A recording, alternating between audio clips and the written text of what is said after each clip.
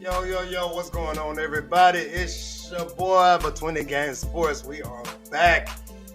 Appreciate all the early birds here. Let's get it rocking and rolling. I know it's been like 2 weeks, man. 2 weeks since I did something, man. I had to take a break. Back to it. I'm excited, man. I can't wait to get back to what I was doing. I had a good flow going, but things had to come up and we had to get stuff done on my end. Took a little break from videos. I told myself I was going to take a break, so don't want to get too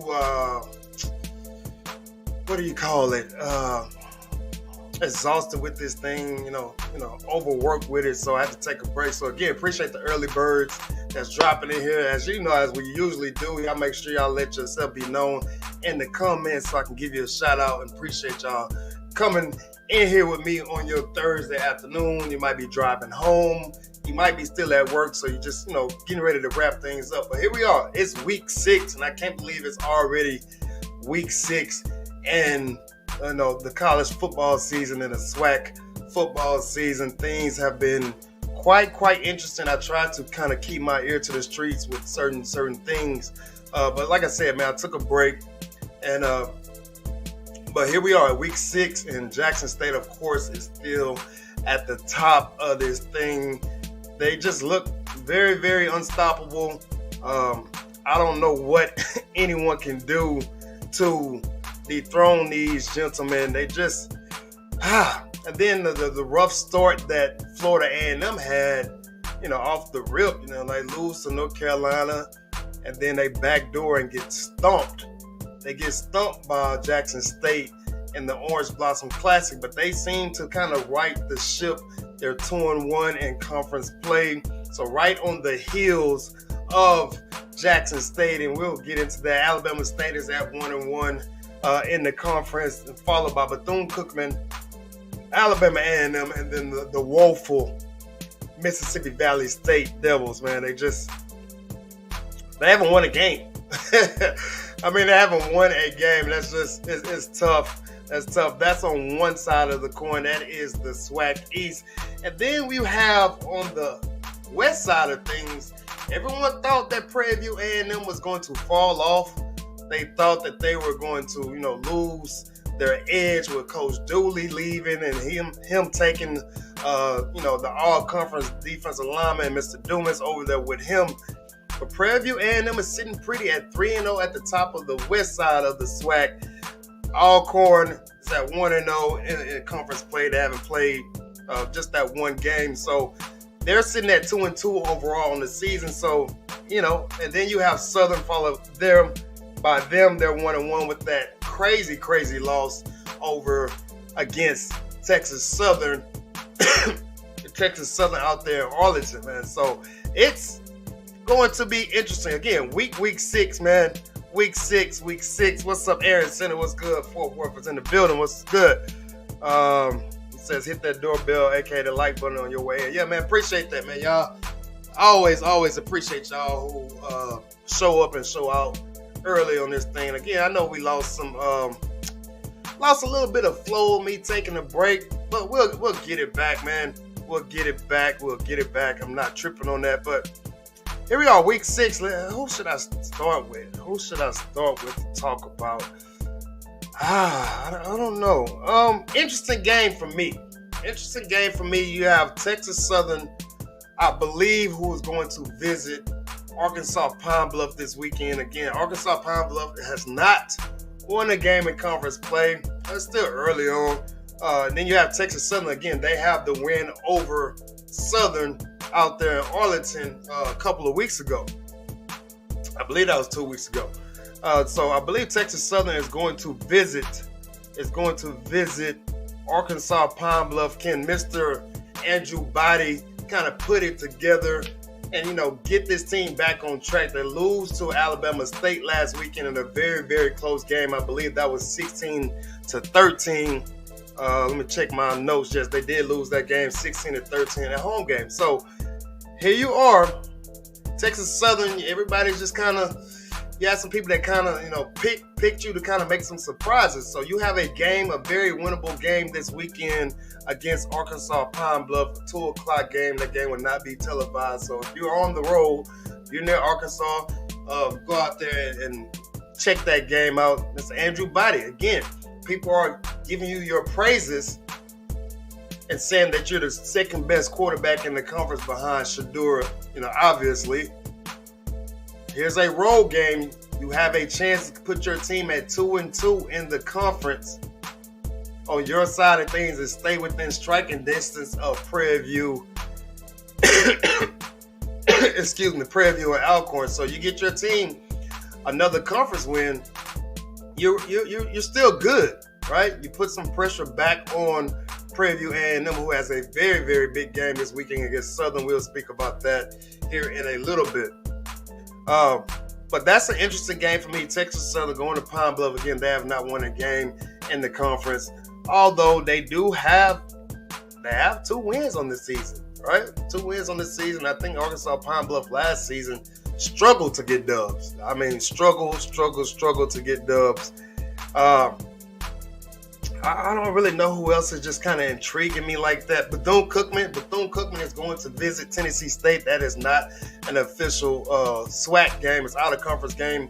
But Bethune-Cookman is going to make that long distance of a game to play Tennessee State, who just lost to a team I think they had beat like 10 times in a row or something like that. So Bethune-Cookman going out to Tennessee State. Both of these teams are struggling. As far as, wins-wise and things of that nature. I'm pretty sure Eddie George wants to see better out of his group, right? Wants to see better out of his group, and he spoke about that. He basically told the fans of Tennessee State to kind of be patient and understand that this is a process. And, I think that's me saying, or him saying that don't try to compare him to Deion Sanders. Right? Don't try to compare Tennessee State to the success that Jackson State is having basically off the rip, right? They've both been there about the same amount of time. I think Coach Brown maybe came in a few months earlier, or we can go a full season earlier. So don't compare Jackson State's success. This is, in my mind, what Coach Eddie George is saying to the Tennessee State fans. Just be patient and rock and roll and understand. So Bethune-Cookman is going to visit them. Bethune-Cookman is 1-3. 1-3 overall. And make sure, but they're 1-3 overall. That their offense just doesn't look right to me. It doesn't look well to me at all. I don't know what they're trying to do over there. I don't think they have the right offensive line personnel to run that RPO action that they're doing. The last game that I did see was against South Carolina State for Bethune-Cookman. And the quarterback, the transfer from Jackson State, I can't remember his name. I want to say it's Mr. Javon Jones or something of that nature. I have no idea what they're trying to accomplish over there. Now, another interesting game, you have Florida A&M visiting the defending national HBCU national champs in South Carolina State. That game is at 1 p.m. I want to say Eastern time. That is on ESPN Plus. If you have ESPN Plus, which is on Hulu, and then have just regular ESPN, but it's on Hulu as well. That's a game that Florida A&M needs to kind of continue the success that they had the last couple of weeks, right? Yeah, I spoke about it earlier. They come out, they lose to North Carolina, and then they lose to Jackson State in a blowout fashion. Now they seem to kind of right the ship so far. So them going over to South Carolina State, not a very, very long trip, in my opinion. So Florida A&M, can they kind of find their footing, continue to find their footing against the defending South Carolina State national HBCU champs? South Carolina State is a difficult team to figure out, man. Kind of like last year, right? Y'all followed them. They lost a lot of games early, and then I believe they, dominated the MEAC. Then they come out in the Celebration Bowl and surprise a lot of people in dominating Jackson State in the Celebration Bowl. And we all know that loss has basically fueled Jackson State's Jackson State's season right now, the way they are playing and getting things done. Aaron Sanders says Tennessee State lost to D2 Lane. Yeah, man. Shout out to Lane College. My brother went to Lane College, man. My brother went to Lane College after he played at East Texas Baptist out there in East Texas and Marshall, Texas. If you've never been to East Texas, dudes can play some football out there. But he played at East Texas Baptist when they got football back for like 20 years. And I want to say he still holds the record on any level of a freshman in sacks.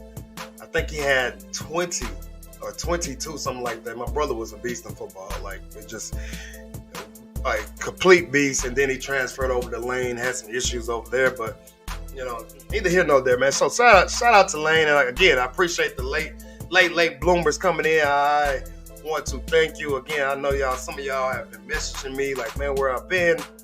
Took a break, and I told myself I was going to stick to that break. It was so many days this week. I'm like, especially last week, I'm like, man, I'm going to do a video. But I told myself I was going to take a break so I won't get burnt out, and that's the word I was looking for earlier. So if you are on Facebook, hit that like button. I think we got a new function on Facebook as well. If you're on my main page on Facebook, shoot me some stars, right? I think you can hit stars. Stars help me get a little change in my pocket. So y'all shoot that if you're on Facebook. Like, do all those things. If you're on YouTube, hit that subscribe button, hit that bell button, like this stream, man. Let's get this thing rocking and rolling.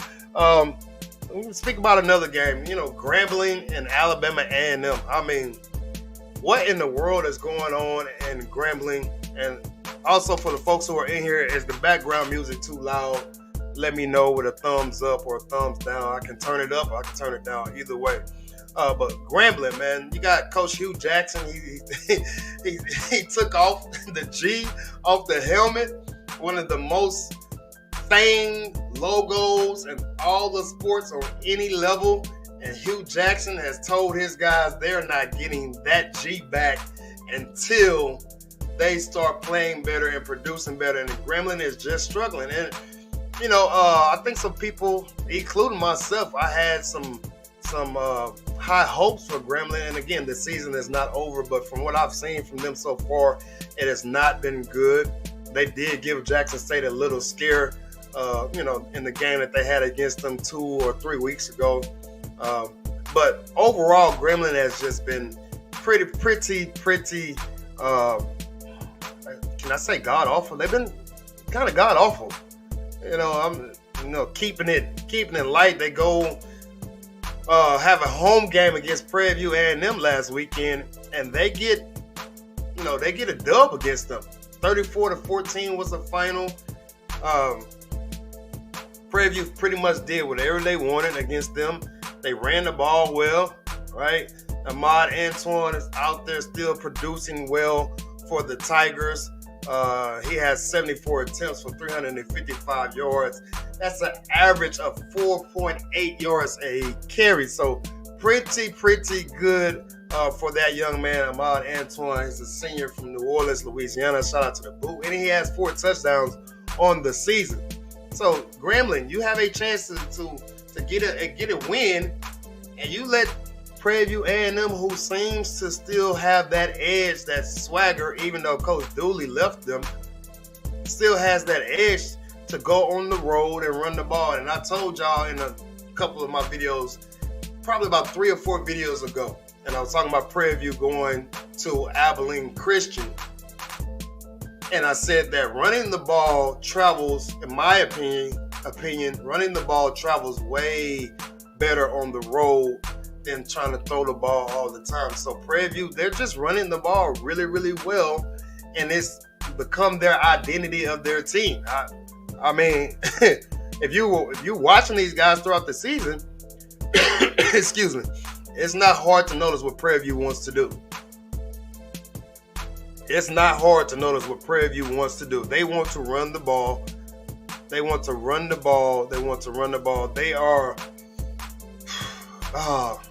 third in the conference right now, right? Third in the conference at running the ball for 224 carries for just above 1,000 yards at 4.5 yards a carry, averaging 203 yards a game. So that's pretty good, man. Southern is definitely running the rock well. They're averaging 259 yards a game at running the rock. So, but Prairie View, we know that's what they want to do. They're getting the job done, and it's gotten them at 3-0. 3-0, and then back to this Grambling situation. I just don't know what kind of motivation. Like, I don't think kids respond to that anymore, man. Y'all, me being an older gentleman, I don't know if kids still respond to that kind of, I don't want to say punishment, or what's the word I'm looking for? Somebody help me out in the comments. That type of discipline, I guess you can say. I don't know if kids still respond to that type of stuff. I remember that was a big thing when I was in high school, where coaches would take your practice gear away or your team shoes away or something of that nature to motivate you to play better. I just don't know if that is still the case for these kids these days. I just don't know. Shout out to Brian Johnson. Appreciate you coming through. Salute you, my guy. The expectation for the G-Man was maybe due to the fact that Coach Jackson is their coach. And deservedly so, man, right? When you get a NFL coach, NFL caliber coach to come coach your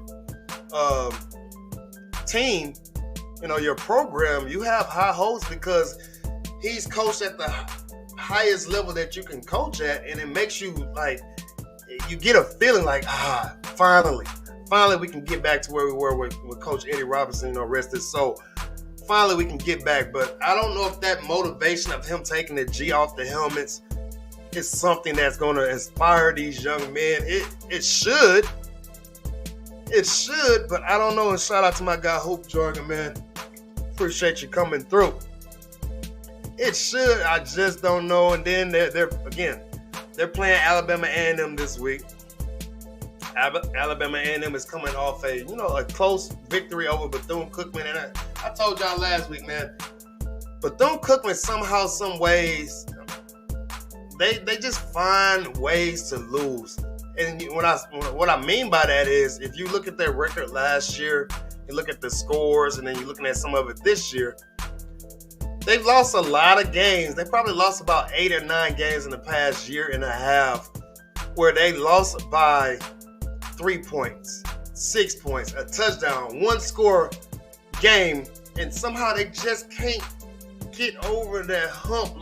And I misspoke about the quarterback's name at Bethune-Cookman, Jalon Johnson. I said Jalon Jones. Good Lord. I said Javon Jones or something like that. So I apologize for that young man quoting his name. And so for last weekend, he threw for 353 yards against Alabama A&M. That you get it. Your quarterback usually throws for 300 plus yards, man. That is two things to that. One, you're like, okay, we threw for 300, but why are we throwing for 300? One, because you're probably down a lot, or two, you're just having a really, really good game. So I didn't get a chance to see that game, so I don't know. They might have been down a lot, and he just threw for a bunch of yards, but kind of like those Dak Prescott's stats. And shout out to Brian Justice. Appreciate you, my guy. I don't even know if I got my sound effects right. Let's make sure. Let's see. Yeah, I got it. So salute to my guy Brian Johnson with the super sticker. Again, man, hey, y'all can always hit the super sticker, super chat, whatever it may be. You can hit the Cash App. Cash App is at the bottom of the screen. Scrolling, I will open up the panel here in a little bit as I kind of go through my talking points. And D-Lob says, D-Lob, thank you. I butchered that young man's name. I butchered it. And Aaron Sanders, while you were gone, did you see the recruits? We got Kofi Taylor Barracks, a.k.a. the African London Nightmare, Noah Booley, a.k.a. the Texas Massacre at linebackers, top corner safety, Twan Wilson. No, man, Aaron, I didn't do anything. I didn't get on anything. I wasn't on any social media for the most part. I wasn't on any YouTube or TikTok or Twitter. I was on Facebook because I do something different on there, but I didn't check in with anything, man. I took a complete break and I enjoyed myself to the full extent that I could. And Brian Johnson says we also got to remember that Coach Prime had a spring season to elevate his team. Coach Jackson jumped right into the season. And exactly, man. It's kind of like Coach Prime's first year at Jackson State, right? Y'all remember he came in, I want to say November, December his first year, and then that was COVID year, I believe. And then they played in the spring, and they played 6 games, something like that. And they went 3-3, and then they come around next year after a full spring season, a spring game, summer 1 and summer 2 sessions, and then you come right into it, into the fall of last year, and they just off the rip, or not off the rip, the FAMU game, that was a very close game, 7-6, but they dominated the SWAC, but didn't dominate the SWAC, and they dominated because they went undefeated, right? That's my reasoning behind that. T Money says you are streaming Saturday. Next Saturday is JSU's game. This weekend, more than likely, I will be doing it. This weekend, more than likely, I will be doing the JSU game, just to kind of get back in the flow of things. And again, man, I keep telling y'all, I want to do more than just Jackson State this year. I've done 2 other games, I believe, college-wise. Y'all check me out, man. I do NFL games too. Don't show the NFL games, but I do, do a little stream for that as well. I think I've done 4 NFL games, so trying to branch out and do some other things. Aaron says, "Wow, you have missed a lot of fun." Yeah, man, I missed a lot. I told you, I just took a break. And it's all good though. But back to this Grambling Alabama A&M game. So Alabama A&M sits at. Excuse me. I've been having drainage. The sinuses, man, they're just pure drainage. So Alabama A&M is 1-1. They're basically tied for 3rd with Alabama State and Bethune-Cookman. Alabama A&M is a team who's trying to find themselves. Remember, they had Mr. Glass for 3 to 4 years as their guy. The guy who was going to, lead them and, be their savior and all those other things. Just he had experience. He knew the offense. He knew everything. He was an Alabama A&M Bulldog. He was the guy. And so now you're trying to replace him. You're trying to replace him and kind of find your footing and to get from underneath his shadow to propel yourself into a new era with Coach Maynard over there. So Alabama A&M, this is a game you want to win, right? You don't want to lose to Grambling State because, again, Grambling State is having some issues, figuring things out. So this is a game that could keep you in the hunt. You don't want to fall too far behind and to Jackson State, right? And it is no guarantee that Jackson State is going to win this weekend against Alabama State, which we will talk about here in a little bit. No guarantee. But you have to go out there and win this game and make sure you stay in the hunt. Make sure you stay in the hunt of things. And for the season, Alabama A&M is only averaging 208 yards a game of passing. Not the best. That's not something you want to brag about, I guess you say, especially in SWAC play. They're the guy that's replaced Mr. Glass is Mr. Xavier Langford. I hope I'm saying that right. Xavier Langford only completing about 55% of his passes. Not very good. He's averaging, he has 868 yards on the season and 4 touchdowns. So that game for me can go either way. It can go absolutely either way for me. And Brian just said it was your bye week. Yeah, yeah, man, it was my bye week, man. I had to take a break and refuel, man. Y'all don't. If y'all don't do these, if y'all not into YouTube like this, and don't do streams and videos and stuff, it is very, very taxing. Very, very taxing. It wears you out because you get a they call it like video exhaustion or something like that. But, you know, you don't want to take too long of a break because, again, you start losing subscribers. You start, people don't want to, you know, come back and visit you and things like that. But sometimes, you know, you gotta pick and choose. Got to pick and choose of what you want to do. And my man Hoop Jorgen's the same way. He hasn't done a video in a while as well. We talked about this yesterday through text.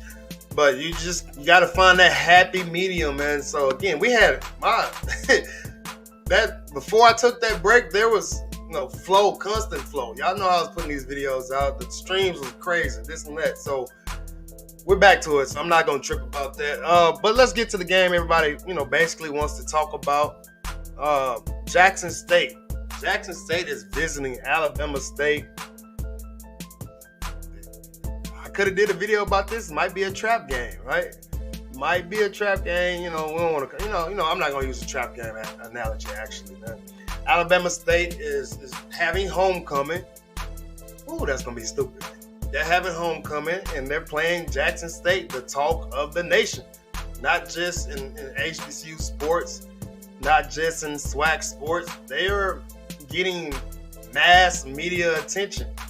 And deservedly so, right? And we all know Coach Prime is going to continue to make sure that they get that attention, man. The guy is just a master.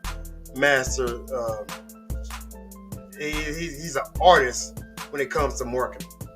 He's an artist when it comes to marketing. Y'all seen the video he did. My man Hoop Jorgen did a great video about that. Coach Prime saying that their quarterback, his son, should be in the Heisman running. And on this stream, on one of my past streams, I said, y'all do the hashtag on Twitter. Y'all do the hashtag on Twitter, two for Heisman. Right? I think I was the first one to kind of come up with that. I believe I was the first one. Y'all can kind of go fact check that. Hope Jorgen says tired. Yeah, man. It's tiring, man. I don't know how Stephen A. Smith do it. That's why he liked Miami and LA so much. Yeah, man, I couldn't even imagine working at ESPN or Fox or anything like that. Like, Stephen A. Smith is everywhere. During the NBA Finals, he's doing just think about this. He's doing the Warriors game when he was out there, and, you know, I think the Warriors play in San Francisco now. So late game on the West Coast, which probably goes into 10 or 11 o'clock West Coast time. So that's a whole different time frame from the East Coast. And then he wakes up Eastern Standard Time, and he was back on First Take in the morning. So people can say what they want about Stephen A. Smith. He does work his butt off. I'll give him that, man. I'll give him that. But then again, pay me some millions, I'll take all day on the camera. Yeah, he gets paid. That's why he get paid the big bucks, man. I'm not mad at him. But yeah, like I was saying, Coach Prime is going to make sure he keeps his team in the media. There's no ifs, ands, or buts about it. But they're performing well. They're performing extremely well, man. These dudes are on a mission. I said it before. I think that loss at the Celebration Bowl has been the fuel to the fire for Jackson State this season. They are dominating in every facet. Shadur has 14 touchdowns to 1 interception. The running game is tremendous. Mr. Wilkinson, the transfer, he's been a godsend for these guys. He's averaging 5.8 yards a carry. 5.8 yards a carry. That's crazy. That's crazy, man. Just think about this. He only has 56 rushing attempts in 5 games, 6 games. So he's not getting very, very many carries. He's not getting very many carries, and the dude is averaging 5.8 yards a carry. That's crazy, man. That's crazy. And then you still have Santee Marshall still getting in there. He's still getting some touches. So Jackson State is a extreme force that's going to be hard to beat, man. Alabama State, you wanted Jackson State for homecoming. Brian Justin says JSU is going to beat the brakes off of State. They're going to see it if all the lights work on the score. Hey, Alabama State, like I'm doing my research, doing my due diligence. And then you look at Alabama State and you're like, how is their record the way it is? Right? Is their record the way it is? They're not overly impressive. They're not they're not bad either. They're kind of in between, but they're sitting right. They're a game behind. They're a game behind Jackson State. They're a game behind Jackson State at 1-1, and they're 3-2 overall on the season. Something you want to go with, right?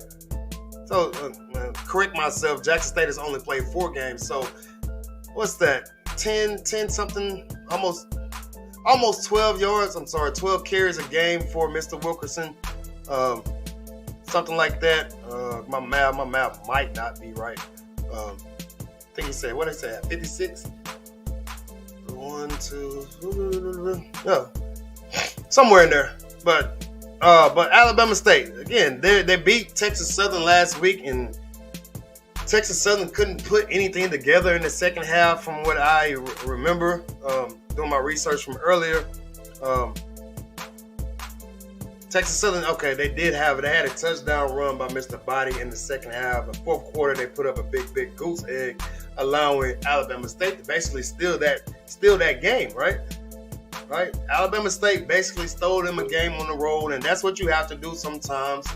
As one of my mentor coaches would say, sometimes it's better to be lucky than it is to be good. So right now, my assessment on Alabama State is they've been fairly lucky, right? Fairly lucky. They go out to UCLA. I talked about that game before, and they don't take their starting quarterback. I think it was 14-14 at the end of the first, and eventually they got blown out. But that's how it kind of goes in those type of money games. But how can Alabama State pull off the upset is the question that I want to ask all the people that are in the comments. How can they pull off that upset? I just don't see it. And we just statistically, Jackson State across the board, nobody's even close. I'm just go through it. Jackson State averaging almost 48 points a game. Next closest is Southern at 40. Yeah, Jackson State is giving up only 9.3 points a game. That's 3 field goals a game these dudes are giving up. They're giving up less than 10 points in 4 games. How can you compete with that type of production? How can you? That's almost a 30-point differential right there. How can you compete with that type of production? Alabama State is giving up 21 points a game, right? So again, nothing about Alabama State makes sense. They're giving up 21 points a game. I guess you kind of, if you throw out the UCLA game, I guess it's about even. But they're only averaging 16 points a game, scoring on the offensive side of things. So that right there says that this game is pretty much over with before it starts. That right there says it's pretty much over with before it starts. I'm just being honest. We can go to the running game. Jackson State is 5th in the conference right now at 169 yards a game. Much improved from last year. Alabama State comes in at 10, in the 10th place, 10th spot, averaging 126. And then we go to the defense side of things. Jackson State is only giving up 80 yards on the ground a game. 80 yards. 80 yards. Alabama State is giving up 143. So that's strike 2. I'm not even going to go to strike 3. We can go to the passing game with Shadura. We obviously know this kid is just ruthless, man. Absolutely ruthless. TSU stole a loss from the jaws. Of it. You stupid, dude. Aaron says JSU got the safety from Delaware. TFL just broke it. Okay, yeah. So I need to get back on my thing, man. But we're gonna slowly build back up to this. So, but Jackson State. I mean, I don't want to sound like a rider. I am a fan of Coach Prime, but what this dude is doing with this group is tremendous. I mean, absolutely tremendous. They have done everything right so far. The penalties for Jackson State is down this year. That was one thing I knew for sure that needed to be corrected off the rip. Right? That was one thing I knew: the offensive line and the penalties. The penalties, not as bad last year, but way better than what they were. Way better than what they were. Let me find it real quick. Penalties overall for Jackson State. They have 38 penalties. 38 penalties in 4 games, averaging 85, almost 86, 86 penalty yards a game. Not the greatest, but much better than what I remember from last year, right? Much better from what I remember from last year. They would have penalties, and they'll be, especially on the defensive side, they'll be 3rd and 14, 3rd and 11. Got the team where they want them, and they'll give up they'll get a pass interference call. They'll get a offsides, 2 plays in a row, like just stupid stuff. I am impressed, and then of course the offensive line is much improved. I don't know how Alabama State can, unless the stands are packed. And again, me and my guy Hoop Jargon spoke about this before. When you're the underdog, you need everything to kind of go your way. You need penalties to happen. You need to get turnovers.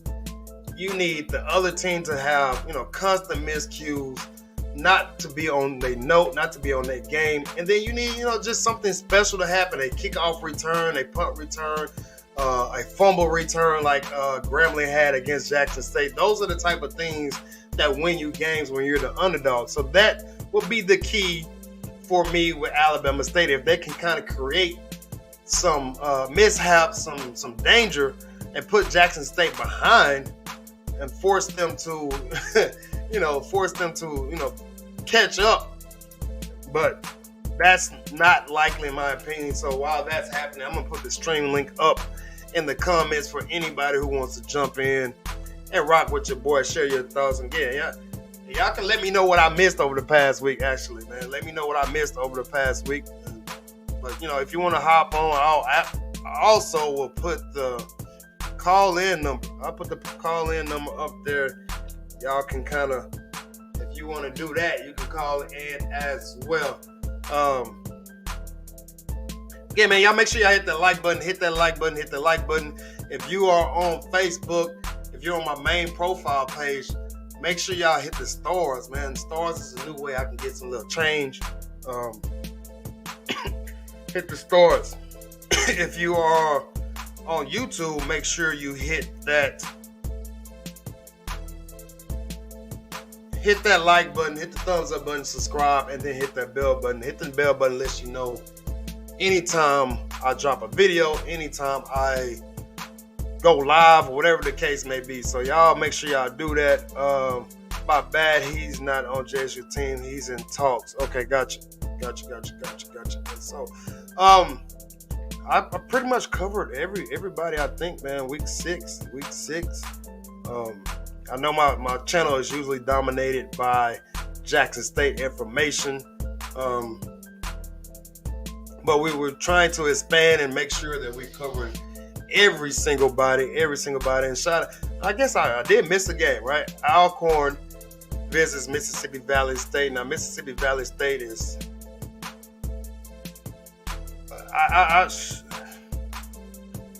I don't even know how to describe what the hell is going on with Valley, man. These dudes are 0-5. They lost to Delta State, which I believe that Delta State gave Jackson State a run for their money last year, if I remember correctly. But Mississippi Valley State is 0-5 and can't seem to, right the ship. Yeah, they're underfunded. I want to say the coaching could be better, but they believe in their coaching staff. Where they gave the head coach an extension last year. So my man Hoop Jordan has joined the chat. What's going on, my guy? Man, I'm a brief. I just had to spread good news of Prairie View. Hold on. Let me turn down this background music. I couldn't hear you. What'd you say? Oh, try it again. Can you hear me now? Yeah, much better. Yeah, I was just spreading the good news about Prairie View beating Grambling for fifth time in a row. Listen, man, and to those listeners, it may not mean nothing to y'all, but Grambling has been like a thorn in our side for the better part of 50 years, if not longer. I mean, you just mentioned Coach Robinson, man. They had Prairie View circled on that schedule, like, oh yeah, that's an automatic dub right there. Automatic. Yeah, man. So last 5 years, man, domination. The first time we beat Grambling in like 30 years was 2009. And it didn't feel real that year. It did not feel real. Mm-hmm. And now that we come to where we are now as a program, and shout out to Coach Bubba doing his thing, man. And so it's good to see Prairie View. Let me say this too. Much to the chagrin of a lot of alumni, I'm going to call y'all out. Because in these alumni circles, people was acting like, when Bubba lost that first game to, I believe, Abilene Christian. They started talking. Yeah. So, and we lost in Incarnate Word, and they started doubting what he did, and like TSU was a fluke, and yada, yada, yada. Excuse me. Now that we're back on that winning track, we think we're sitting atop the SWAC West. Yeah. Yeah, I ain't trying to hear it, man. So, Coach Bubba, get all respect. I mean, we just lost our athletic director, for crying out loud. The football team at the airport for 5 hours, man. Still won. Right? No. So, we dealing with all that and still doing well. So I got to give my Prairie View Panthers a shout out, man, on the stream. Yeah, absolutely, man. And I think we discussed either on the stream or off stream about we both thought Bubba McDowell was going to be pretty good with this group. Mm-hmm. Sometimes you can kind of look at a person and you think he's a man of, he's a leader of men. And for those who don't understand, there's, different type of leaderships in the world. There are folks who can lead by example. There are folks who can lead by their talk or whatever. But then there's a difference in being a leader of men, which you see with a guy like the Phoenix Suns coach. I can't think of his name. Monty Williams. Monty Williams, right? You can just kind of feel their aura, man. Like they're a leader of, they're leader of men, and that type of stuff usually can kind of keep the ship right. And a lot of folks thought that Prairie View wasn't going to be good because Coach Dumas left, and Coach Dooley, he took Dumas. He took Dumas with him. Yeah. When Coach Dooley left, everybody thought Prairie View A&M was going to, fall off, and then, of course your head coach leaves after going to the damn championship game. So you were like, bruh, like what the hell is going on? Maybe he saw the writing on the wall with the AD over there. No, Dooley's a Southern guy. Yeah. Like he built his resume up to go to Southern. That's his destiny, dog. Well, also too, man, you gotta look at Bubba, man. He's been in the program for 10 years, man. When Bubba first came, I remember it was a lot of buzz 10 years ago about, NFL coach joining the staff.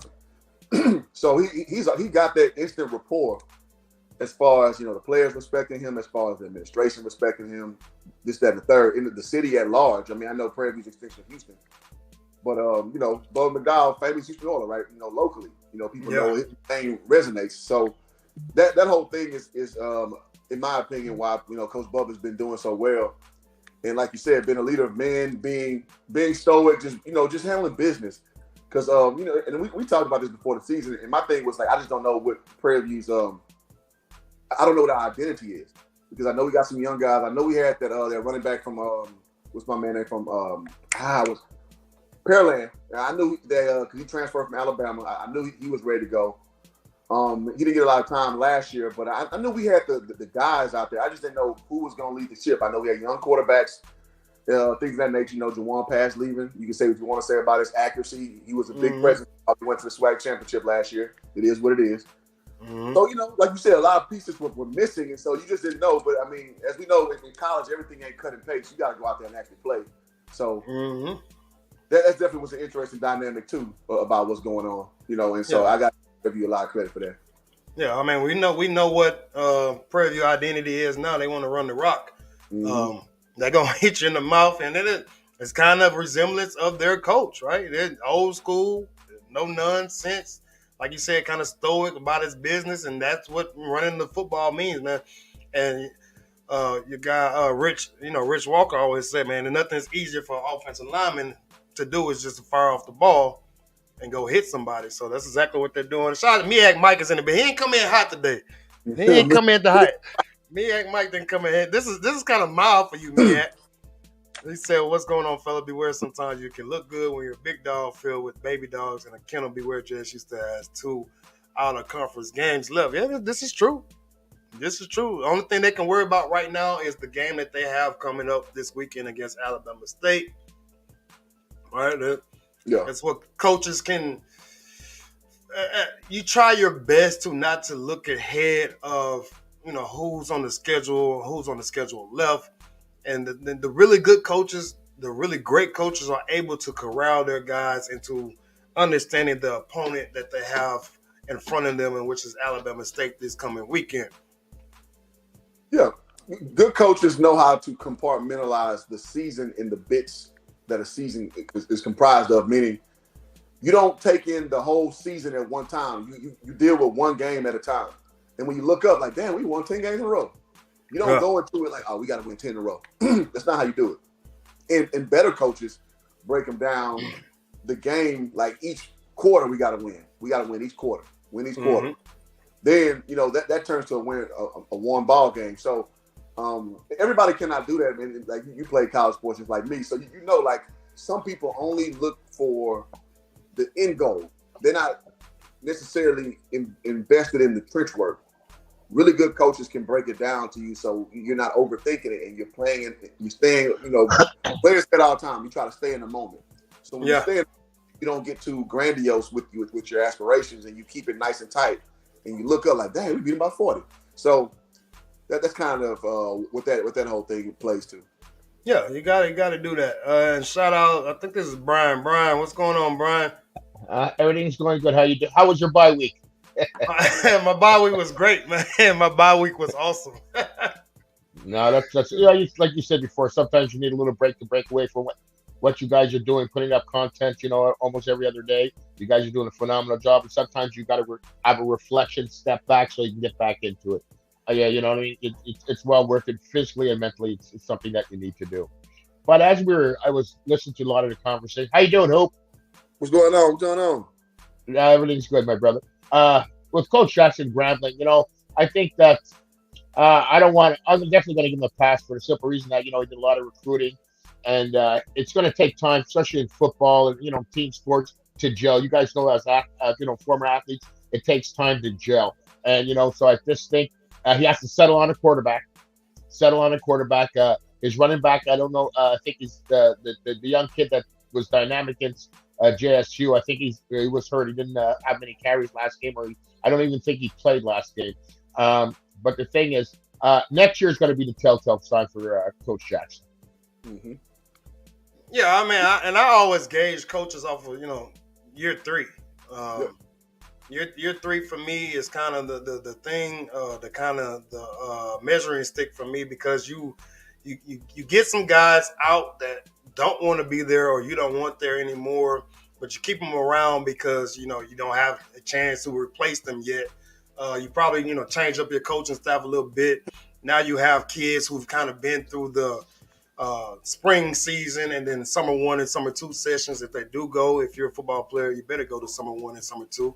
And then you're able to bring your own philosophy in there. So I'm gonna give them to year 3, hopefully next year, and it's all about growth, right? If they can kind of get maybe 3 or 4 wins here towards the end of the season, and then come back next year and have a better start, right? When you losing games early in the season, man, you know how it goes. You're like, man, damn, I don't want to go to practice. Man, we losing every week, man. Why continue to show up to this crap? So if you can get you a game or two early where you get some wins in under your belt. Now you're feeling good about yourself. So I'm going to give, like you said, I'm going to give him a pass. And, hopefully by next year he'll get some of his guys in. And then by year 3, he'll really, really have his guys in and his philosophy, the way they want to run things down there at Grambling. Yeah, I think also too is like, especially when you're starting out a program and trying to build a program. I don't think it was a great decision by whoever the powers would be to start off getting a money game rate early, because that would defeat the confidence of the young players. Like you said, they're playing and all of a sudden they lose a couple of games, and all of a sudden, that losing mentality has an opportunity to seep in and say, oh man, what are we playing? That guys are second guessing if they should have committed to, to Grambling and so on and so forth. And another area I think that he did when he hired Art Browse, when he knew there was going to be a backlash, he should have just, if we're going to hire him, keep him. You don't understand? It's going to be first page news one day, and then by the second week it's going to be in the back. It's not even going to be a headline anymore. So maybe, you know what I mean? Just understand the dynamic of what is going to happen as far as that, and just stuck with it. And I think Art Browse is an excellent coach. So I'm not going to be like Kendrick Andrews, whatever her name is, and bring up somebody's past. I ain't going to do that. But the thing is, he's a great coach, a great football mind. He should have. If you're going to hire somebody, you need to stick with them. I'm going to say this. I would throw this one log in the fire about having a loser mentality because I know playing in Prairie View. Lord have mercy. I'll say this: we didn't get so much demoralized by the guarantee games because we knew that we were probably going to lose those.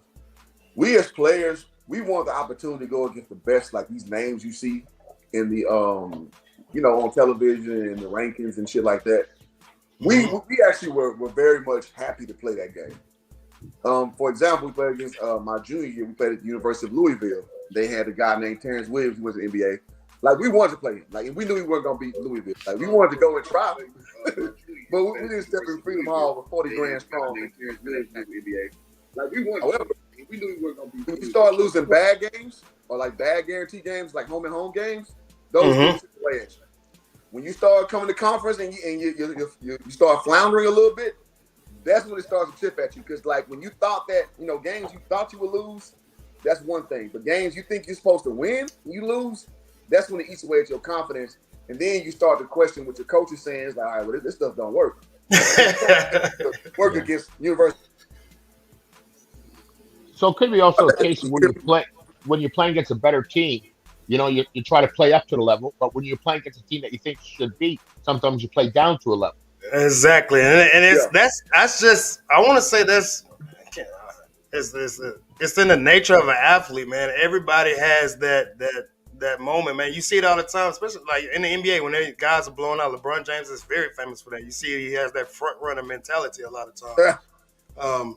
It's just the nature of an athlete, man. Even I remember when we were in high school, we played, certain bad teams. It's like, oh man, I'm gonna get my stats up this game, and then you go out there. And our high school coach was famous for saying, when you let bad teams stick around, they start believing, and they start throwing up crap. And then referencing basketball time, he used to, they'll throw it behind their neck from half court and then go in. It's like little crazy stuff like that, but I've seen some crazy things happen, man, like and one start happening and stuff like that, and they start believing, man. We almost lost to a team who was 0-29 our senior year, the last game of the season, but because we took them for granted. And so Coach Prime is I think that's what he's doing really, really well with this. You're compared from last year, you're beating teams that you're supposed to beat by a lot of points. And so if going back to Grambling, if they can work on their schedule for next year and kind of get them some games in where they can build their confidence, it's going to be a much better overall product, I believe, for them. And again, I forgot who I said they play this weekend. And I'm gonna say this too, Will. Alabama. Go ahead. Alabama A&M. Go ahead. It's what I always say every stream. It's a testament to how much better the SWAC has gotten. Like, and I'm not a big proponent for just people just marking teams off the schedule. I'm like, everybody has gotten better, like, as together. Like when a wave comes, the boat rises and everything on the ocean rises, and that boat in that ocean being Coach Prime. So everybody else is open the gate for you to get, recruit a little higher than you normally would. So that's what you're going to see. You're going to see a better brand across the board. So Grambling, I know they got the label, they got the coach, but at the end of the day, in its own way, Prairie View has to coach too. You know what I mean? Yeah. Alabama State has to coach. So yeah. it's going to be rough all around in that capacity because the whole league has gotten better. I know I'm going to just keep it funky. We know how it is sometimes watching SWAC football, man. It can be a little eyesore sometimes. It's the error pass and all that kind of stuff. Well, I'm seeing less of it. I can't speak for everybody in the chat on the panel, but I'm seeing a better product overall, just visually. So that's all I got to add to that, man. So, and I'm happy to see it, to be honest. Bet. Let me get to some of these comments. I know people have been kind of hitting it. Vincent says Jackson got a lot of young guys playing right now. Give them another year, they will be better. Yeah, and again, Coach Prime is only in year 3 officially, right? We can call it 2.5 for the most part. Derek, what's up, Derek? He says nobody's beating Jackson State. Miak Mike, let me see what you got. PV will be average, good team until they find or buy a good quarterback. They suffer from the SWAC and HBCU playing a bad QBs. You can only go so far with strictly a running game. Hey, if it ain't broke, if it ain't broke, don't fix it. Right now, their running game has them at 3-0 in their conference. Yeah. But the thing is with PV, they're running the ball. It's working for them, like everybody's saying. We're all acknowledging that. But what happens if they fall behind? That running game goes out the door, and if you can't throw the ball, you're dead in the water. Yeah, it makes sense. This is why a team needs to go ahead and challenge what PV is doing, but they're getting some defensive stops, and then they're able to go down the field and run the ball. So I'm not mad at the formula. If the formula is working, keep at it. And like you said, if they do get behind, 14 points, because for the love of God, they cannot pass the ball. I thought they were going to be a little better. I can't think of the young man's name. I want to say he's from Duncanville High School out here in Texas. Good Lord, what's this kid's name? I'm trying to look it up. Oh, he's from Dallas. Trayzon Conley. Trayzon. They're just not getting the job done in the running game. D-Lob says, I don't know if my Golden Lions will win another game. I guess we will see. I hope they prove me wrong, but I don't know. Yeah, it's looking tough. Unless they play Grambling play Mississippi Valley, they might get a win there. Miak Mike says, Hoop, I like your mentality. HJ, don't tell that to Coach Prime. He doesn't want to play anybody tough. He thought Campbell would be easy, and God surprised him. I know he mad they on the schedule now. There goes Miak Mike again. That program coming up. Yeah. So JSU Tiger says, Miak, stop it. We will beat them too. Next year's schedule will have out-of-conference games, 2023 Texas State. I don't know how Texas State is doing right now. I just gave you credit, HJ. Now you don't lose it. The SWAC as a conference has gotten better at all. You got 2 out of conference wins. Hey, well, I tell you what, Miak Mike, I appreciate the compliment, but my commentary is not based on your approval. But I appreciate it. D-Lob says, I'm not gonna lie, I live in Texas, never heard of Texas. Texas State used to be called Southwest Texas back in the gap. Probably around 2008. No, probably before that. 2004, 2005, they switched their name. It's in San Marcos, 30 minutes outside of Austin, 30 minutes outside of San Antonio.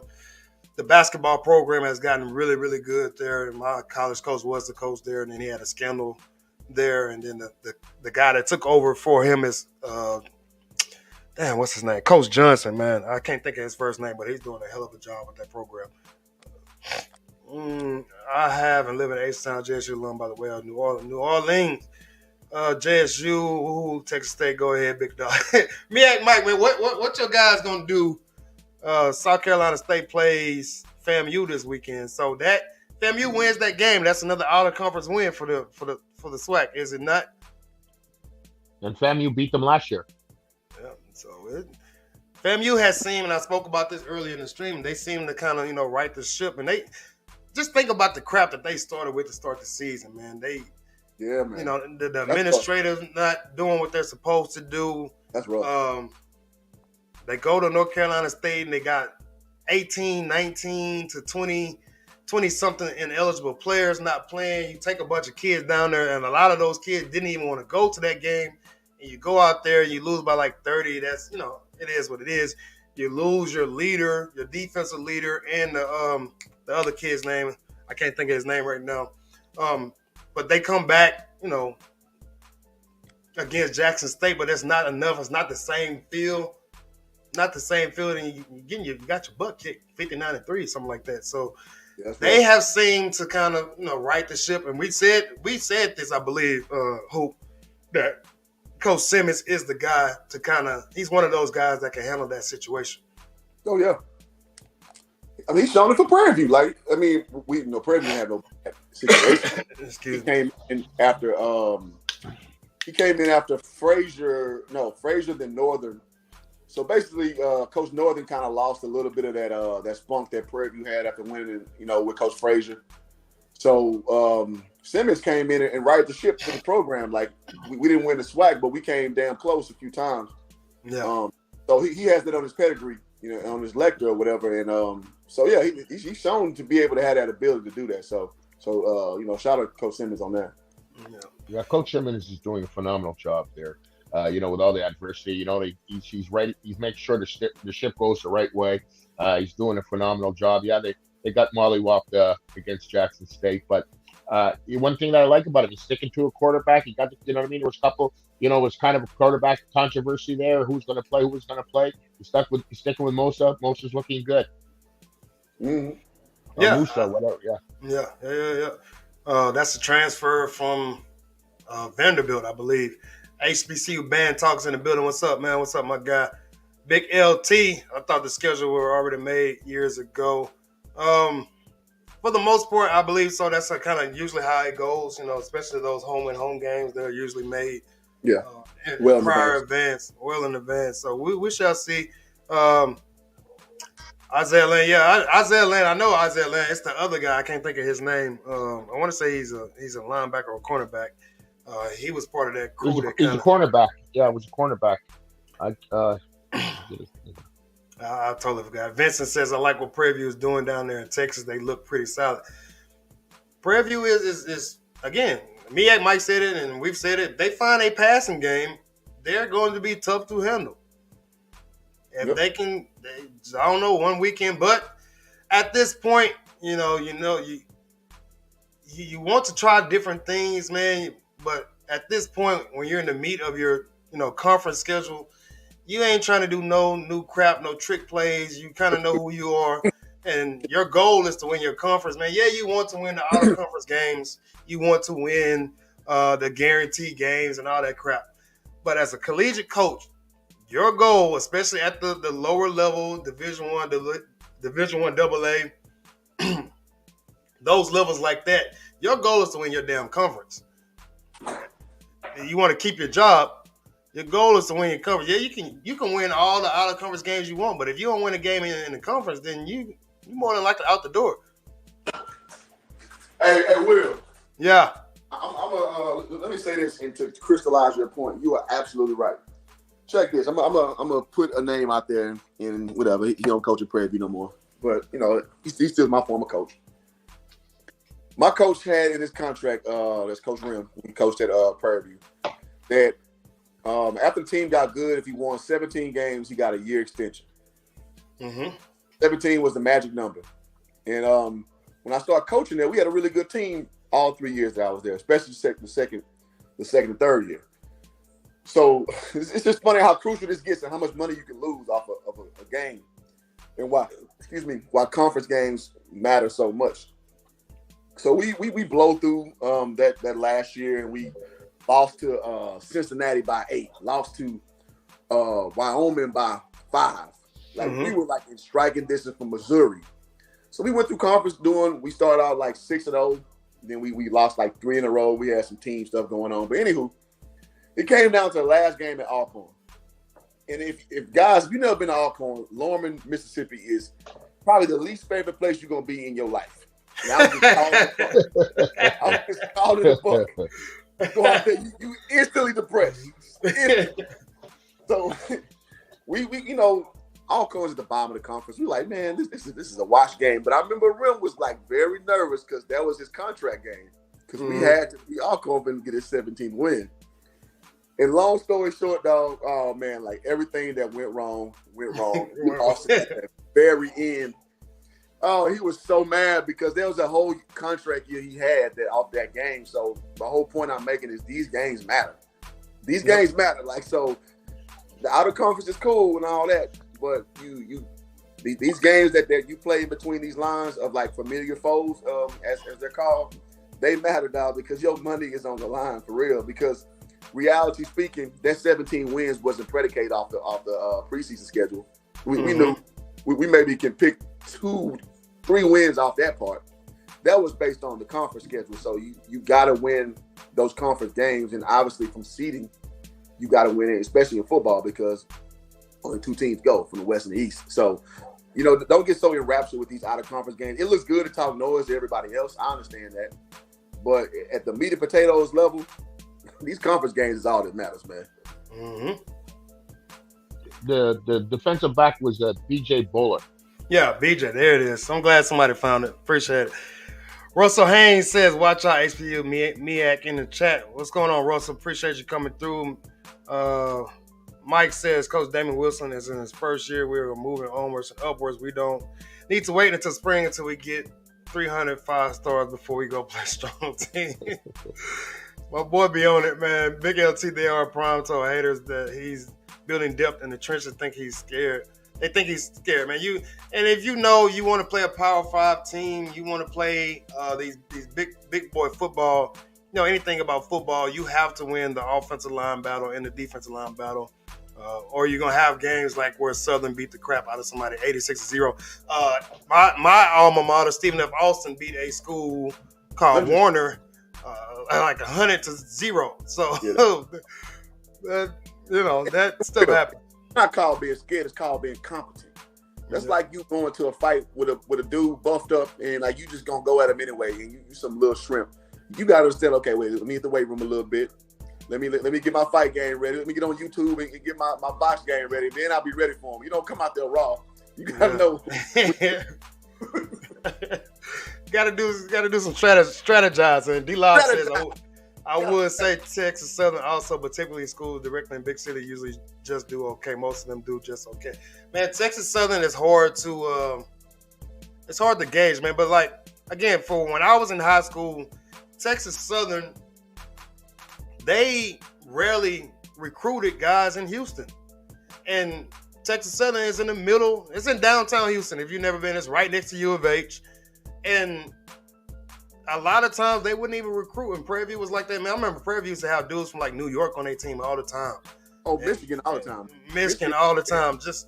It's just like weird stuff. And then as y'all can see, if you follow, NCAA basketball, Coach Sampson, the head coach at U of H, the best thing he's done for that program the last 5 or 6 years, he's got the number one recruit out of Houston for the last 5 or 6 years.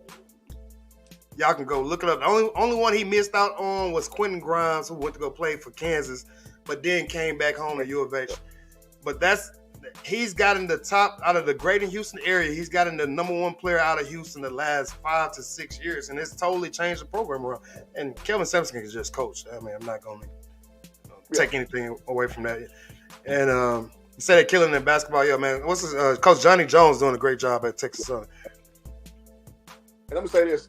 The reason why the mentality was not to recruit Houston kids because at that time, which we're talking early to mid to late 2000s, they had a mantra that Houston kids were soft, or the ones that you actually could get just were too low of a level. Mm-hmm. So it kind of plays to what I was saying about Coach Prime, shoot your shot, man, shoot your shot at the best. And that's the problem. Like the coaches weren't shooting at the best. They were trying to, go for the rest. And the problem with Houston kids, which, I don't fully disagree, is that, that they want to be home all the time, that they're not focused, they're not this, that, and the third. And so that was kind of the mentality at the time of why you didn't see a lot of guys from, a big old talent level, talent pool, which is Houston playing in local teams like Prairie View or Texas Southern. True. Also, Double T. Do you think that sometimes when you try to recruit local, that the mentality of some of the local states, instead of going to HBCU, they're so fixated on going to a Power 5? Oh, hell yeah. That happens, yeah. Man, look, man, Houston kids, Houston AAU basketball has created a culture where kids think they're the best thing, smoking Yes. But they fail to realize, man, like you can, and I hate to say this, but Dallas basketball. I'm just gonna be honest. Dallas basketball is light years ahead. Light years ahead of Houston basketball. Light years. It's not even close. If y'all follow Texas basketball, for folks who not in Texas, just go look up the rankings, the preseason rankings for Texas basketball. You can find them on a lot of places, but Texas Hoops, my man Jim Hicks, RCS Sports, just a bunch of sites. 6A, 5A, 4A, and 3A, I believe. The top 2 teams ranked in the preseason is all from Dallas area. It's all from the Dallas area. Man, Houston, we have some really good players, but the coaching is different. And Dallas' biggest, their leg up right now is their zoning they have the zoning of sending kids to the right school figured out. Yeah. And Houston, man, you can live right next to a high school and you're not even zoned to that high school. So it's it's stupid, man. Trust me, man. Our district had, when we were in school, me and Hoop, we had kids that went to Nimitz, which is 30 minutes, but they live right next to our high school, which was in the hood. And if some of those dudes would have went to our high school, we probably would have won state, and we damn near won state if our coach didn't choke it away. Russell Haynes, go ahead. No, and even like, and I got humbled on this point about 10, 12 years ago. And shout out to Talvin Hester, Prairie View alum. He coached as an assistant under Coach Rim at Prairie View for many years. He's currently the head coach at La Tech. He's been coaching at Texas Tech. He coached at Oral Roberts. He's coached at U of H, speaking of Coach Sampson.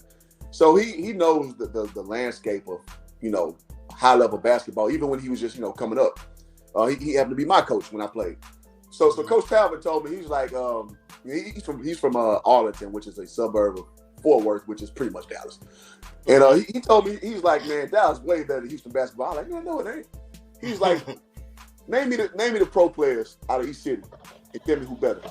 I sat there and thought about it. I was like, damn, he right. Darren Williams, Bosch, LaMarcus Aldridge, yada, yada, yada. I was like, I couldn't name one star player out of Houston at the time. Yeah. I couldn't name one, like a current one. I was like, damn, okay, maybe I need to rethink this. And then he showed me like the recruiting stuff and so it is what it is. So, once I let my H-Town pride not cloud my vision, it's just what it is. And like you crystallized, like the reason why it's that way is because it's a better product, and the AAU is a better product as well. Shout out to Dallas Mustangs.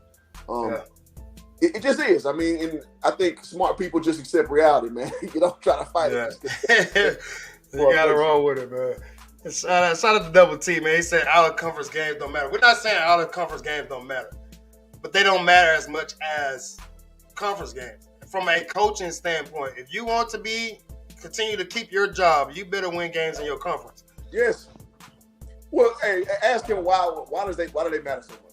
Besides just water cooler bragging rights. Why do they matter so much? Tell me why. Because if they matter like that, Coach Prime would schedule better teams to look good. He's not doing that because those games don't matter like that. Yeah. Me and Mike says, I know y'all play high school ball. Remember, certain teams will have an easy schedule than entering the state playoffs and get curved stuff. Yeah, man, it happens to the best of folks, man. It is. He said high school teams that will have an easy schedule and then get curved stumped in the playoffs. Yeah. He said that's JSU. No. But me and Mike is just missing the whole, in my opinion, the whole point what Coach Prime is trying to do. You know what I mean? How he's building this program. He's building this program. Yeah, you see, like he says, he's been there. When you've been there, you know what it should look like. So understandably, he's going in to build a program. He's not, and he said it's not that he's against money games. He doesn't believe in having a money game and getting his team demolished. He's not doing that. He wants to go and compete and to dominate. So what do? He knows, understanding that you have to build the interior line from offense to defense. The skill positions are fine, but you have to build a line, and you have to have guys that can rotate in and out on the offensive and defensive lines. Then you can go compete at a higher level and play quote unquote better competition. You're not just going to go and play and lose 86-0, or like a state loss, what, was 56-0. You know what I mean? That's embarrassing. Yeah. So just to show up to get paid to lose, I wouldn't do that either. If I'm a coach, if I'm coaching kids, I want to compete and have an opportunity to win. If I'm going in a situation where I have no chance of winning, I'm not doing that. That's just me. Check this too. Coach Prime cares about the optics of things. Like, now, he's different than most coaches. Like, most coaches go take that curb stomp, to quote Miak Mike, and it just goes. You cashed out, and it's time to move on. You got to think about what's unique with Coach Prime. His team gets coverage on First Take. His team gets coverage on Undisputed. Yeah. So what you don't want to do is roll out this vision that you're doing, because people who casually observe the SWAC, that they don't care about the idiosyncrasies that we're talking about. They care about the bottom line, and the bottom line is the box score, right? So you go play, let's say you go play Wisconsin and get Peter Rose 72. What do you think the headline's going to be in probably the A block on both of them shows the next day? Mm-hmm. So Coach Prime is protecting his brand as well, which is smart. It's smart. So he's operating slightly on a different level than his contemporaries, because he has a lot more to lose from a reputation standpoint. Absolutely, nail on the head. Wayne Morgan's in the building. Says, Jack, shout out to Jack Yates, man. Shout out to JY, man. JY ain't won a state championship in a minute, because people are kind of figuring Houston Baptist has changed their name to Houston Christian University, I think. Did they? Yeah, I believe they changed their name coming up this year. Okay, because one of my kids play receiver. His name is Carl Reynolds. He plays for HBU. He's killed it, man. Yeah, they're changing it next year. What up, Jonathan? Man, Miak Mike or Double T Double O, man. Y'all call in so we put a voice to the name, man. Y'all always come in here ripping y'all conference. I love it. I need to do more of some Miak stuff as well. Miak. Miak Mike says, Coach Prime is afraid to play other teams. Miak Mike's afraid to get on. Yeah, man. You can join the stream, man. Join the stream. You can either call in or join the stream. Link is in the comments. But y'all make sure y'all hit that like button. We're giving y'all great content. I wasn't expecting it to go this long. Like button, subscribe, bell button, all that good stuff. This weekend, I more than likely will be doing the Jackson State, Alabama State game. So y'all make sure y'all tune in for that. D Loud said, what is the best high school metro in football, DFW or Houston or Austin? Ooh. The best high school what? What city in football right now has the best either DFW, Houston or Austin? I don't know, man. I don't know. Houston is still good, right? North Shore is basically dominating, 6A football right now. But Dallas still has great team. Duncanville is still good out here. Arlington Martin or Arlington Bowie is a good group. And then, of course, Austin is, they always got Austin Westlake out there. So I guess it's just your preference, D-Law, man. I really don't know. JSU says Dallas. But it's talent everywhere. I'm not going to deny it. But my Houston bias is kind of, I always want to say Houston, but I've experienced some other things since I moved out the city, man. I think we got somebody calling in, actually. Hold on, let's see. Hold on. Oh, no, I guess I missed that call. Wasn't paying attention to my phone. JSU Tiger says, Miak might just show up in ATL 2023. I will be by way of Houston. Tell you to show up, man. I might need to put that game on my schedule if I can get out there. I think it's around Christmas time, actually. Who playing? The Celebration Bowl. Oh, okay. So yeah. Okay, yeah. I want to say. Okay, let's see. I think we got the caller. Let's see if we can get this going. Call from Double T Double O. Oh, there you go. Hello. Whoa, what's going on between the game, sport? What's going on, my guy? How you doing, man? Double O. Gotcha. What's going on? Let me turn down this background music so we'll make sure we hear you for sure. All right, what you got for us? Man, you run a good show, man. You got realistic views. You always stay on both sides. I watch all FCS. I like FCS over FBS. Mm-hmm. I just watch it all. But I root for all HBCUs. I just know Miak more than SWAC, but I root for them all. As far as like out of conference, playing out of conference, it gets you sponsors, it gets you top recruits, it gets you more money when you play FBS teams, and it gets you more NFL scouts. If you look at the top FBS conferences, look at their money compared to the SWAC. CAA, they got the top. They the top grossing conference in FCS. They got 5 teams in the top 20 revenue grossing schools in the top 20. Mm-hmm. That's all the schools that play all these out of conference games. That conference get ranked high. It's a bunch of fringe benefits that people. A lot of people, they don't concentrate on. They concentrate on, we stacking stadiums, we don't want to play teams, we don't know. But then you look at all these top conference schools, you see their money and their NFL scouts, and they get all these recruits and everything like that. That's why they get it. I can agree to that. But you're speaking from the recruiting side of things, and I guess, man, Hope Jargon's point of view is from the coaching, a head coaching, like keeping his job type of thing. Yes, you want. Go ahead. No, I'm saying we speaking on the bottom line aspect because we were just talking about. You coaching. said what name? As far as who? Somebody else was talking. That's Hoop Jargon talking right now. Yeah, we're talking about. You said what name? As far as who? Somebody else was talking. Go ahead. That's talking right now. And what name? As far as who? Somebody else was talking. Oh no, my little system might not be working right. But yeah, what we were saying was, coaches have to keep their job, man. And again, college coach, your job is to, win games. Obviously, you want to win the out of conference games. But if you don't win your conference, right, because those are the teams that you play every single year. You're guaranteed to play Alcorn, or you're guaranteed, especially on your division side. So the SWAC East, Jackson State is guaranteed to play FAMU. They're guaranteed to play. Who am I missing? Alabama State, all those schools like that. So you have to win those games to keep your job. But I do understand what you're saying from, aspirations of kids getting to the NFL, playing these bigger games. And this is why some kids go to these certain schools like, oh, man, they might be playing Ohio State in 2 years. Or they might be playing Alabama.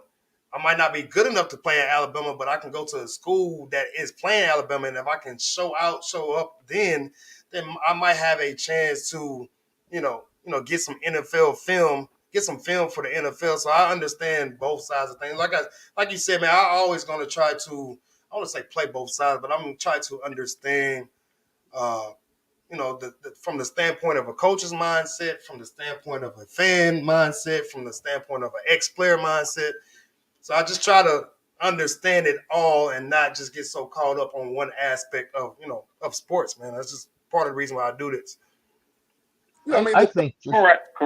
I say, I don't compare FCS to FBS like Alabama, Texas.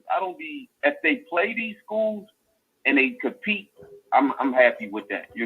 I compare them more to like, let's say a SWAC school played, like PV played Incarnate Word. That wasn't a good showing for the SWAC. This is the second year Incarnate Word stomped PV in a row. Last year was really, they called the dogs off midway through about the beginning of the third quarter. It was like practice in the third and fourth quarter for Incarnate Word. That don't look good for the SWAC. Or like when they go play FBS, like they go play Florida, Alabama, something like that. If they score 3 touchdowns, I'm happy. If they beat them, that's good, But I don't expect them to beat them. That means they got higher recruits. They got more scholarship players, It's not the same. But, you should play like, and a lot of people don't know, like these conferences, like the Big South and CAA, like they require all their teams to play 1 to 2 out-of-conference games. Like you have to play that. So that's why their conferences get ranked. So they might play, like CAA will go play the Big Sky. They'll have 3 teams go play the Big Sky. If both their teams beat the Big Sky, then when the rankings come out for the conferences, the CAA rank higher than the Big Sky. And, a lot of people like Missouri Valley, they get 3 teams to go to the playoffs. Most conferences only get 2 teams to go to the playoffs. But their conference so strong, they could beat up on the other conferences so much, the playoffs let them get 3 teams. I get it. I'm gonna let Brian go ahead. I'm gonna let you go ahead and respond. Go ahead. Yeah, well, he has a lot of valid points that he's saying, but I think that was a lot of the mentality of the old way of doing business. And I think that's why Coach Prime is trying to emphasize to everybody they have to do better business. And you know what? I understand that Coach Prime is one of one. You know what I mean? He's a unique personality. It brings a lot to not only his school, he's bringing a lot to HBCUs. And one thing else, there's scouts at almost at every practice at JSU. So there's a lot. It's a high profile school right now. The time is right now to elevate not only JSU, the whole SWAC. And for the whole SWAC to be elevated, what that does, it brings more eyes to it. More eyes to it brings revenue. More revenue means a better situation for every school. So you have to get your business done properly, and then after there's more revenue comes to the schools. So you don't have to play. There's many different ways to have quote unquote a money game. Instead of going to have your kids being mollywopped by another school, another FCS school or FBS school. It doesn't have to do. You just have to be creative in doing certain things, so you create money, more revenue for your school. You don't have to just go. If you're going to, what was it? The state went to UCLA, and what they got $400,000. That probably ate up in a lot of the travel. So was that a right business decision? No, it wasn't, in my opinion. So you have to make sure if you're gonna have a quote unquote money game, you gotta have set a bar. And that way, you don't go below the bar. You can always go above the bar, but never go below it.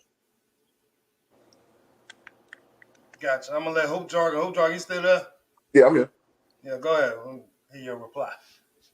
I don't think that's a bad perspective, but again, the context we were speaking in is the coach's perspective, and from a coach's perspective, it's just not that important to take them games. I understand the ramification. That's kind of like, best case scenario situation. If those stars align properly and you obviously get more exposure playing against a bigger team, obviously more scouts get to watch your guys play. This, that, and the third.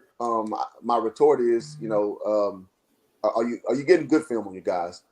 That's kind of a thing that you got to jostle with too as a coach, and as a program in general. And I'm not per se against it. I can just see why a guy like Coach Prime is, because like I said, he's protecting his brand, and he really has no real incentive to take those kind of games because of what the margin of failure is over the margin of success. So I mean, again, his points were succinct.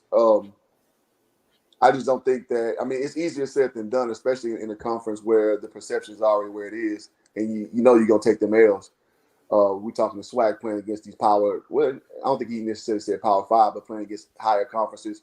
Because I mean, when we do, we generally get smacked too. So I mean, if we're just gonna keep it a buck on this stream. So I guess it's something to be investigated. But first things first, the product has to strengthen, and I think it's getting there. Contrary to Miak Mike. Miak is funny. He's still going hard in the comments. When ain't he going hard in the comments? Yeah, going hard in the comments. All right, man. So, Double T, you got anything else for us? We're going to get back to some of these comments. I do appreciate you calling in, man. Your insight was on point. We're not disagreeing on anything that you're saying. That's the consensus on this panel right now. But we kind of see it from a different standpoint. So go ahead. Y'all on point. And Brian, he right. Really when I look at the SWAC, only thing changed is Dion, and he only one person. And that's about it. Only thing changed is him. The rest, especially this year, it looks bad. You see Alcorn and JSU really separating themselves from the rest of the SWAC. Like, it's like they almost in a different conference. Like the rest of the SWAC looks like terrible. They're doing bad compared to when you watch Alcorn and JSU. No, I don't have anything else to say. Good show, man. I'll holler at you sometime. I appreciate you calling in, man. Let's get back to some of these comments. We like the callers, man. We like the callers. I be forgetting to set it up sometimes. So if y'all want to call in, please do so.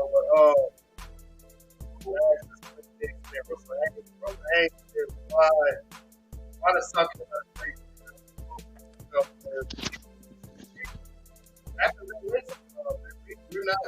I'm not an NFL scout. I'm not an NFL owner. I can't, call it, but salute to them, man. Again, for any kid that plays at any level, at Texas Southern, at South Carolina State, at FAMU, at fucking BYU, Backyard University, if you can get to the NFL, I'm going to salute anything that you do, because it is one of the hardest things to do. You're in the 1% of the world to play professional sports. So I don't care what school has the most kids there. I really don't. Like, I am just an outsider on, talking about sports. Y'all can kind of go back and forth with that, conference rivalry stuff, which is great. It makes for great content. It makes for great dialogue. But me personally, I don't care. Yeah, I can tell you in that capacity, it gets real ignorant. So whenever you need somebody just to step up and take the bullet about the rivalries and the effery, I will be the resident. It's almost like what a meism. You know what I mean? I want anybody that plays HBCU to be successful, plain and simple. Yes, I do. I root for Jackson State 100%, but I want anybody that's playing HBCU to be successful. Same here. I got to, man, because I'm at the age now, man, that I can just I can care less, man. And truthfully, when I was younger, I didn't give a damn either. Like, I'm not a debater. I'm more of a moderator type person. So if we ever get a big time show, I'm probably gonna be the moderator of these things, and let my guy Hoop Jargon go back and forth with y'all, because he loves that kind of stuff. Mm-hmm. Me too. Yeah, he loves it. Wayne Morgan said, I'm sorry, Wayne, I skipped your comment. Don't sleep on PV. Them and Alcorn almost married each other. Yeah, and that's what I've heard. That's kind of consensus from what I'm hearing. But haven't seen Alcorn at all this year. I haven't seen them at all this year, but I've heard people talk about them. So that is, again, we can go back to the overall standings right now. Jackson State and Prairie View are top of the leaderboards, sitting at 2-0 and 3-0 with Prairie View. But, Alcorn is right there. They've only played one conference game, but they're 2-2. They won their last two games. So this weekend they play Mississippi Valley State. So we can kind of go ahead and book that W for Alcorn and them pushing it 2-0 and staying on the heels of a Prairie View. And then Prairie View has a very, very tough game against Southern this weekend, which is, Eric Dooley's Coach Eric Dooley's coming back home. So he's going to have his guys, revved up and ready to rock and roll and get that win. Of course, they don't want to lose another conference game, but, Prairie View happens to lose that game, and now Alcorn and Prairie View are tied on top of the West leaderboard. So this weekend is interesting. Again, that's why I love conference play, because it gets down to the meat and potatoes. I'm ready for Southern. Southern, another team that used to own us that we've gotten I think the last 10 years we got the better of. So yeah, I'm definitely. It was a time and place when I like Southern. Like, damn, that's an era. So now I'm glad we're in this era. Like, yeah, bring it on. Let's go. Mm-hmm. Bring it on. It's going to be a great game. It's going to be a great game between Prairie View and Southern.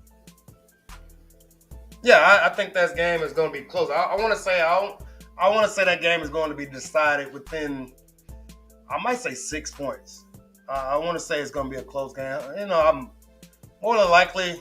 I've been pretty much right on some of my predictions this year, man. Sometimes I'm usually far off, but this year I've been pretty much on it with my predictions. So I want to say it's going to be within 6 points.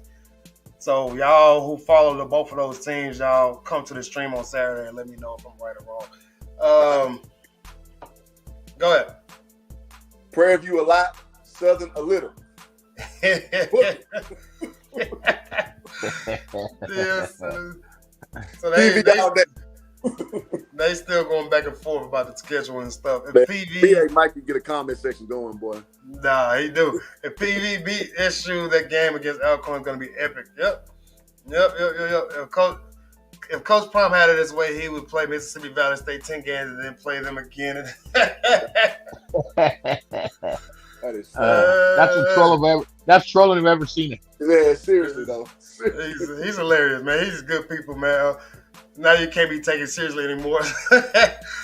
Coach is in the building. She say PV, so my coach I used to work with, Coach Reese, she won the first ever, she gonna have to correct me if I'm wrong. I want to say she won the first ever SWAC conference volleyball championship with PV. I want to say 1996, I believe. It's somewhere in there. So they just had reunion weekend. Yeah, with Nacho. Yeah. They just had a reunion weekend. So yeah, she is part of that team that won the first. They the first to ever do it. They brung in the SWAC volleyball championship for PV 92. Okay, so we got that right. Oh, got that right. Got it right. D Live says, "Hey, Hoop Jargon. Southern said they coming to take over y'all stadium." As far as bodies in the stands, I don't disagree with that at all. Because we are definitely having attendance problems within our inner folds of our school. Pretty embarrassing. So, yeah, now y'all definitely it's gonna be a sea of blue and that ugly the ugly blue and yellow y'all got. So it's gonna be a lot of that in the stands. I don't deny that. Y'all travel well. As far as the score on the scoreboard, that's a whole different discussion. Shout out to Vince and Miles. You guys have a great show. I'm in Los Angeles watching. Yeah, man. Appreciate you, Vince, man. Make sure you go tell some other people. Hopefully you subscribe to, all these channels up here, man. We doing this slowly but surely, man. I remember I first got into YouTube, and I'm like, man, I'm just going to do coaching interviews, because I know a bunch of college coaches. Know a bunch. And it's still something I'm working on, especially basketball coaches, but they're, college basketball practice just kicked off last weekend, so it's going to be tough. But then it kind of went, a whole different route, and I'm not mad at it at all, man. I think Hope Jargon was the same way. We started doing coaching interviews. Hey, it's like that old church saying, you just change it with YouTube. If you want to make YouTube laugh, tell YouTube what you're trying to do. For real. Those numbers will tell you what to do quick. Nah, I'm telling you, especially you want to get some change, man. You got, sponsors, folks who want to sponsor you and stuff. You're gonna kind of, adapt a little bit, man. But I need to holler at my guy, Kevin Pryor. Actually, man, he's trying to work on some things for me. I ain't did that in a while. They still going off by Coach Prime, man. He'd be doing stat padding and stuff like that. Y'all funny, man. Y'all keep the show rocking and rolling. Meg, Mike, and Double T Double O. I appreciate them calling in.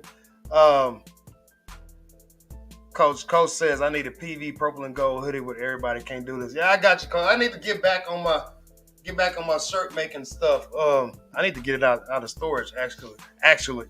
But I ain't made nothing in a while. But yeah, I got you, Coach. As soon as I get my stuff out of storage, I'll make that and send it to you. So you know I'm always good for it. Man, homecoming right in the corner, just saying. Yeah. Man, I wish I could go to PV homecoming. Yeah, I ain't gonna be able to make it. I live too far away. Yeah. Wayne Morgan says they're gonna stat pad against Alabama State, and that's what you're supposed to do. I'm not when you're playing against teams that you are better than, especially it's different in football and basketball for me. But when you're playing against a team that you're better than in football, like at the wide receiver position, I said this about Malachi Wyman against Mississippi Valley State. He should have been the first one on the field. He should have been the first one to film session or whatever, because those are the games more than likely you're going to win. Mississippi Valley State ain't won a damn game. Yep. So you're thinking to yourself, like, man, I'm finna go out there and give me 7 catches, 100 and some yards, 2 touchdowns, and that looks good, man, for the folks who they have NFL people who are just strictly analytics and numbers. So that's a different part of the game, but then you still have guys who have, actual scouts and go see that kind of stuff. But if you can go up there and make a catch that you're jumping a 40-inch vertical or something like that, NFL scouts, they don't give a damn who that's against. Like, man, that dude just jumped 40 inches off the ground. Hey, so RIU, run it up. This coming from a dude, my junior year at Prairie View, we lost to University of Texas by 71. Now, in the moment, I was mad. I was like, man, Coach Barnes ran the score up. There was some Bush League stuff, yada, yada, yada. Now, as a 38-year-old man, I'm like, hey, if you don't like the score, stop it. Stop me, man. Run it up. 100%. That's 100% right. You know what I mean? I'm not there to play your defense. I'm going to just I'm going to pile on. You know, at the end of the game, shake hands and say the best of luck next time. But you know, if you want to stop me from scoring, that's fine. If you can't, shame on you. There you go. Makes sense, man. A couple more comments. We're gonna get ready to shut it down here in a little bit. Double T said, "Do y'all think JSU should be ranked number 8?" I didn't know they were that high. I don't follow rankings like that. Not really my thing. I don't think JSU really cares. Yeah, agreed. They got bigger fish to fry. Agreed. You know, and my question is, I asked my frat brother Kenyatta Paville, what do y'all base rankings off of? That's always my question. Like, how happy should you be you rank somewhere? If somebody just got, you know, some type of biases or just arbitrary nature, and he told me his formula, and I forget, it's on one of my streams. I think you're on it as well. He told me the formula he comes up with, like the strength of schedule and yada yada yada. So I mean, you never really know what all goes into those kind of things. So it's kind of hard to really gauge what it is, even on the FCS level, because we've seen teams that, you know, like I said, Central Florida, that you really don't have a real way to gauge how good they are, even when they're undefeated, because you don't know if it's too low or too high, and that's why people have always had that ill content about the results. So, you know, it's just one of them things, man. It's you know, ain't really my thing, but I can understand why somebody would care. It's very subjective. Look at Cincinnati and FBS last year. They went undefeated, and when they went into the tournament, they got stopped. Yeah, they got exposed. He's got stumped. Mudhole. Double T says Delaware is stumped. Delaware stayed in the first quarter, put second strings in by halftime. And each coach is different, man. Like I coach AAU, and I've been in games where I've blown teams out, and I've been in games where my team has got blown out, and you know I'm kind of indifferent. For me, I try to play players as much as possible, man. But every coach is gonna have their 6 or 7 guys, especially in basketball, girls wise too. I coach girls. You'll have your 6 or 7, you know, kids that, you know, play the bulk of the minutes. But when you're in blowouts, you want to get those other folks in there to get some time on the court, man. So it's every coach is different, man. Me personally, when I was a player, I wanted to kick your butt from start to finish. Right? I had a terrible attitude as a player. Terrible attitude, especially in middle school. I was a great winner, but a terrible loser.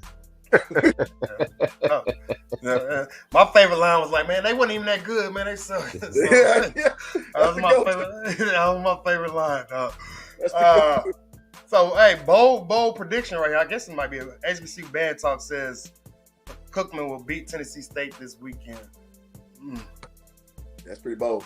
Yeah, man, we'll see, man. And again, Mr. Jones had over 300 some yards passing last weekend. So does that travel? Again, my opinion, running the ball travels way better than passing the ball on the road.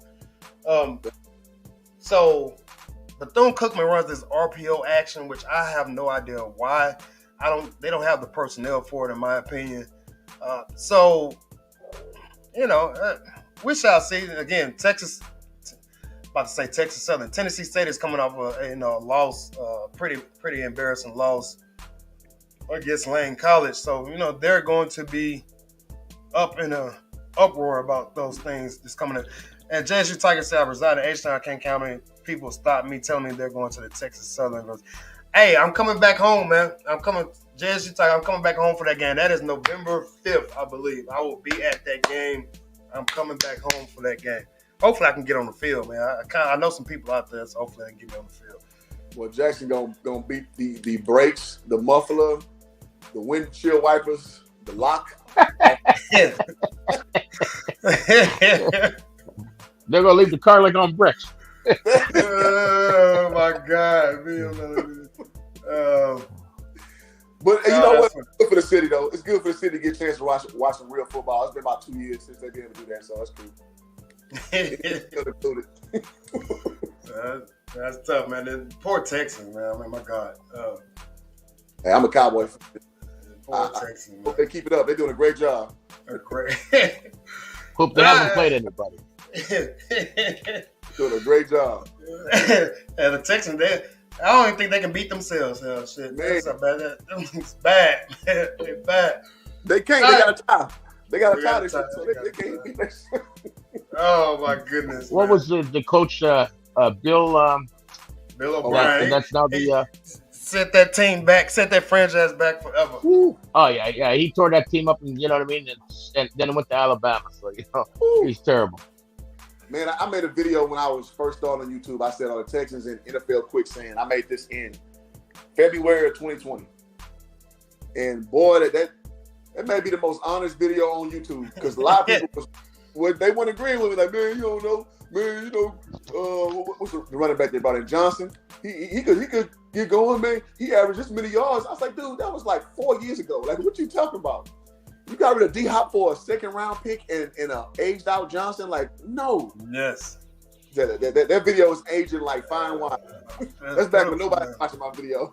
Pitiful. The old days.